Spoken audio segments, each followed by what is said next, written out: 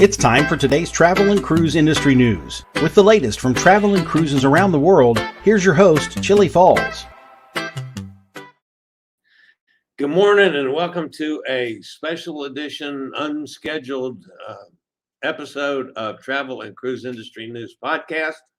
On this, the 20th day of August 2022, coming to you live from Palm Beach. No, not Palm Beach. I can't think of the name of the place. Anyway, I didn't quite make it to Daytona yesterday, so I'm partway there. But anyway, stopped at a Days Inn. For those of you that do follow me, I stopped at a Days Inn. Finally found a room. Had about an hour delay on I-95, 895. But anyway, finally got in, and I was so tired by then, I just was straight to bed. The one thing that did cause me a little difficulty, though, was I was too late because of the delay on 95 to do my pre-cruise testing. So I've got to do that this morning. I think they open at 8 o'clock. But anyway, there were a couple news stories of note, so I decided, well, let's go jump on in case anybody's up there. You catch this later. So I just threw it together at the last minute. My schedule for the day, as soon as I get done with this, I will do the pre-cruise testing. And then head down to Miami. Hopefully we'll hook up with Hot Air Tom and Cindy tonight for dinner down there. We had a lovely dinner last night with Nikki and Roger up in Jacksonville. So that's the schedule for today, at least. I've got 4.5 hours or something like that driving. So it's not easy peasy to get down there. Yesterday was the hard day. That was the long day.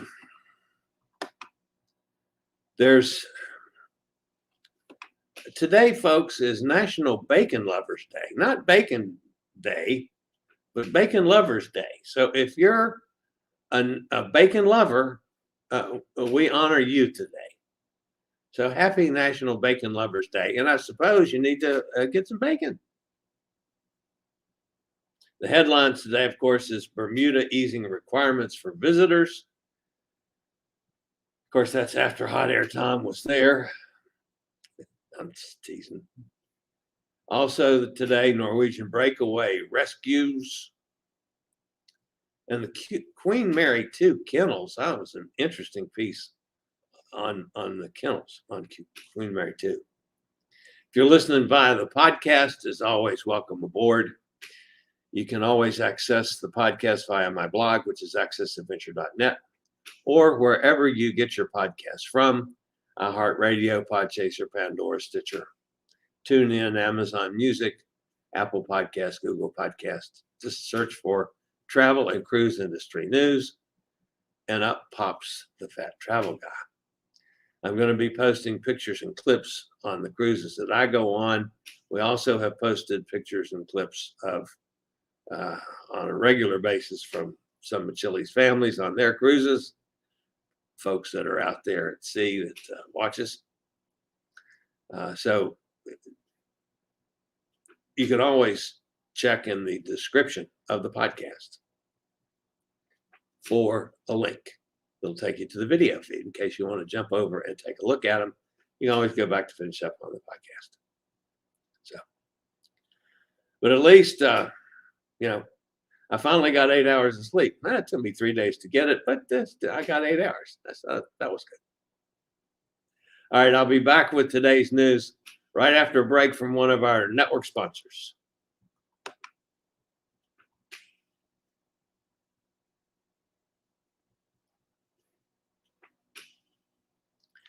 All right, the lead story this morning comes out of Bermuda.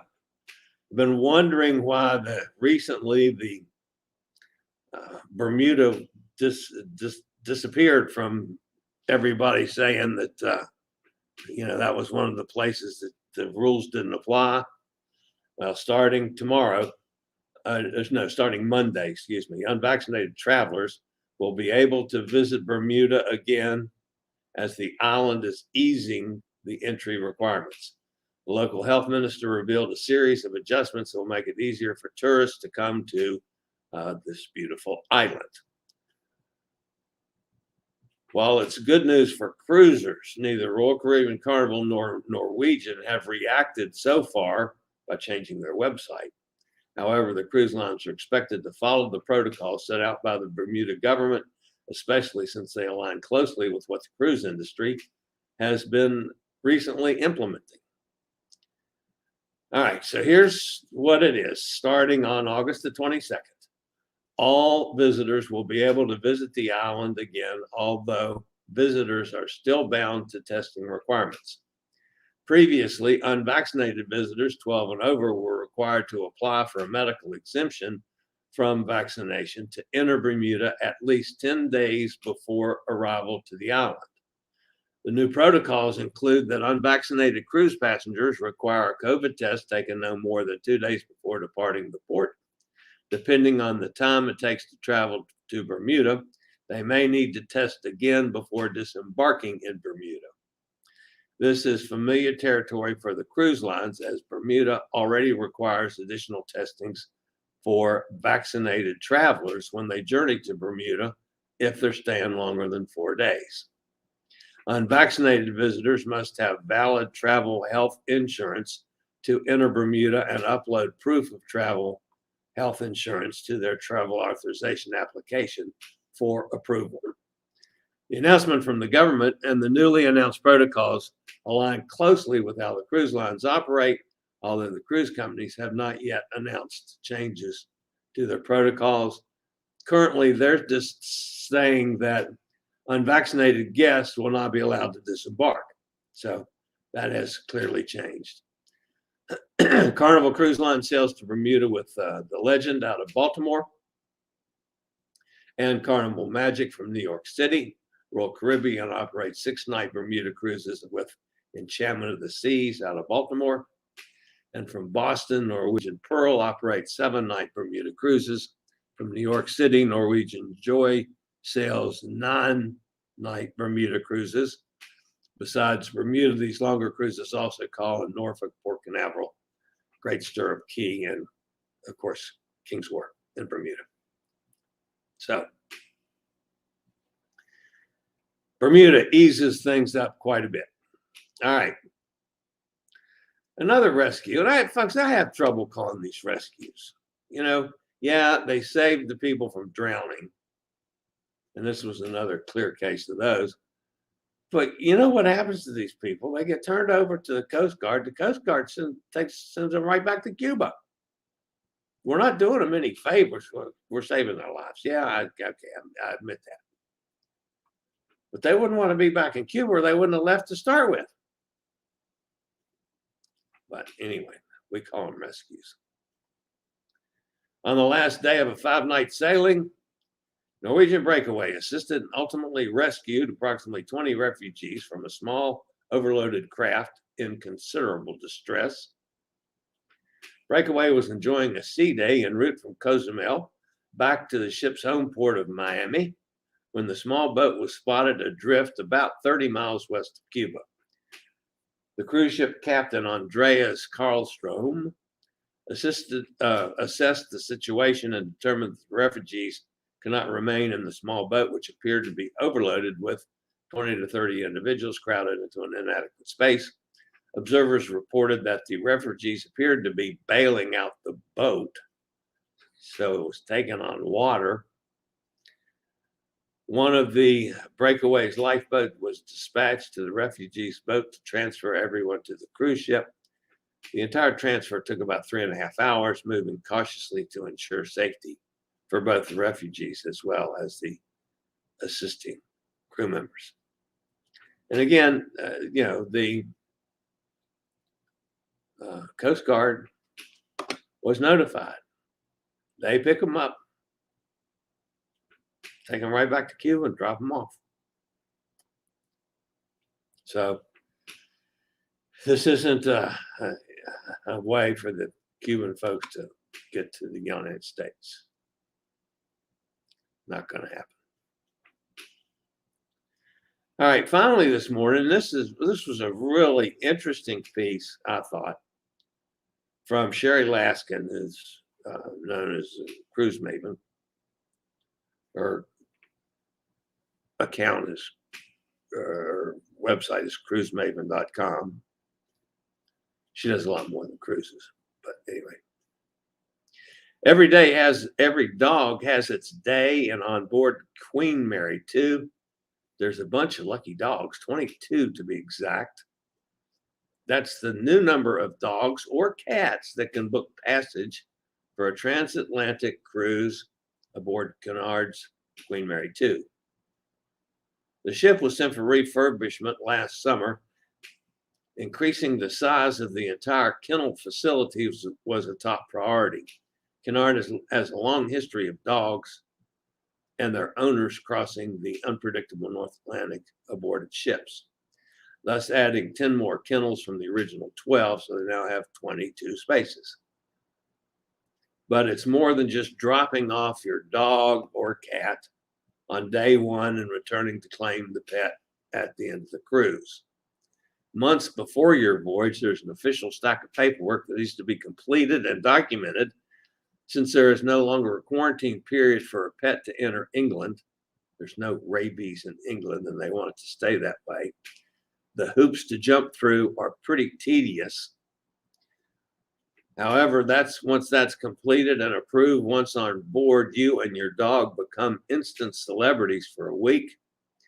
It begins with a pretty cool procession of the dog owners and their dogs.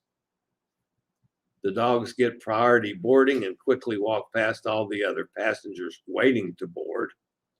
As soon as word gets out that you have a dog on board, you become the target of questions from all the other passengers.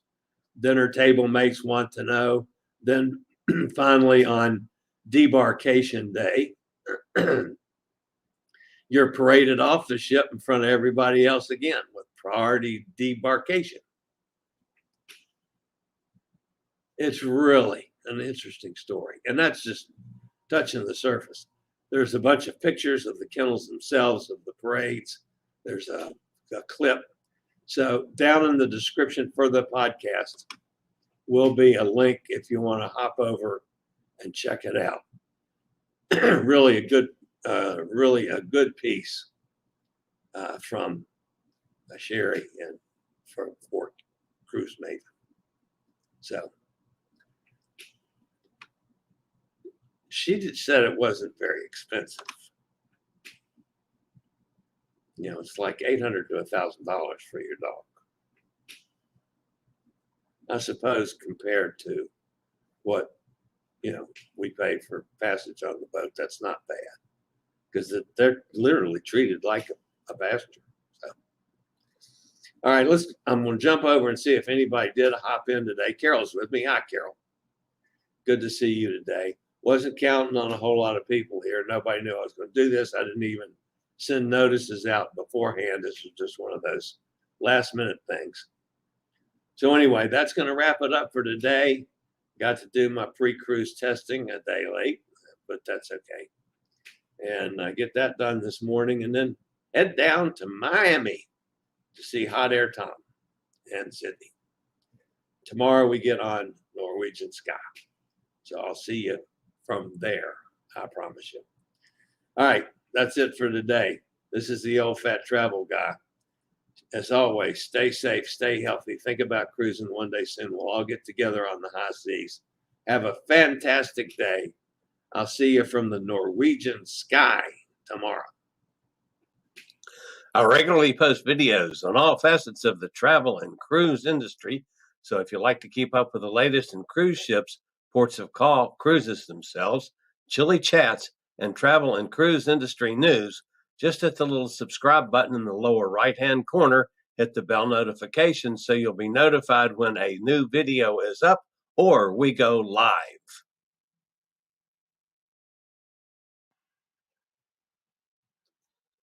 This video was produced by Chillie's Cruises.